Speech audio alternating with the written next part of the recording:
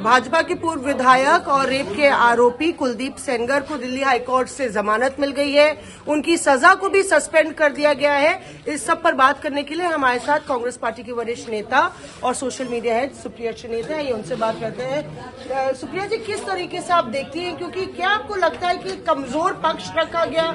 जिस तरीके से कोर्ट कह रहा है कि अग्रेसिव सेक्सुअल पेनिट्रेटिव असॉल्ट नहीं था और जमानत दी गई है, इसको देखने का कोई और तरीका नहीं है। इसको देखने का सिर्फ एक ये तरीका है कि इस देश की आधी आबादी के खिलाफ एक बहुत बड़ा प्रहार है।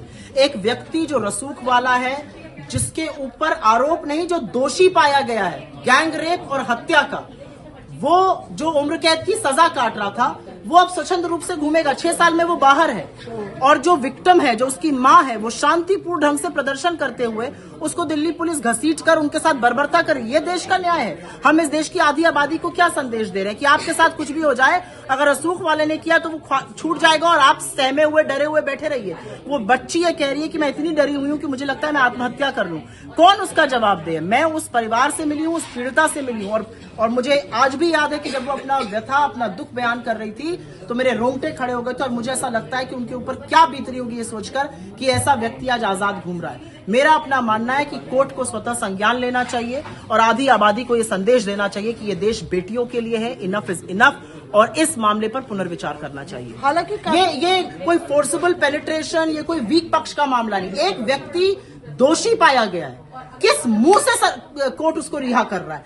सोनम वांगचुक जेल में बंद है, लेकिन कुलदीप सिंह सेंगर बाहर घूमेंगे। ये कौन सा न्याय है? ये कैसे अब इसको सही माना जा सकता है? हालांकि काफी कड़ी शर्तें रखी गई हैं जमानत की भी। उनको हर हफ्ते पुलिस थाने जाना होगा, जो पीड़िता है उनके 5 किलोमीटर के रेडियस में नहीं होना होगा, दिल्ली में ही रहना होगा। इस तरह की शर्तें। जिस बच्ची का गैंगरेप हुआ, जिसके पिता और चाचा की हत्या की गई, उसके 5 किलोमीटर क्या, उसके 5000 किलोमीटर में इस व्यक्ति को नहीं रहना चाहिए रेडियस में।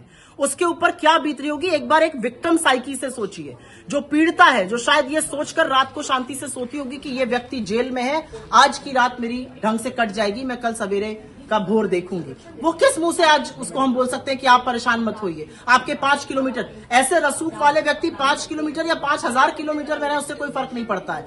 असलियत यह है कि उस व्यक्ति को बचाने का प्रयास लगातार किया गया, जो कि केंद्र और राज्य सरकार ने किया। मामला तक दर्ज नहीं हो रहा था, कोर्ट को इंटरवीन करना पड़ा और अब वो रिहा हो जाता है। मेरे ख्याल से जो पक्ष रखा गया वो तो कमजोर था ही, लेकिन जिस तरह की कार्रवाई कोर्ट ने करी है वो आधी आबादी होने के नाते, एक महिला होने के नाते मुझे बहुत दुखी करती है। और मुझे ये कहने में कोई संशय नहीं है, it's a dark dark day for justice. शुक्रिया हमसे बात करने के लिए। ये थी सुप्रिया चनेता अपनी राय रखते हुए। कैमरा पर्सन सत्या रोत्रे के साथ मौसमी सिंह, दिल्ली आज तक।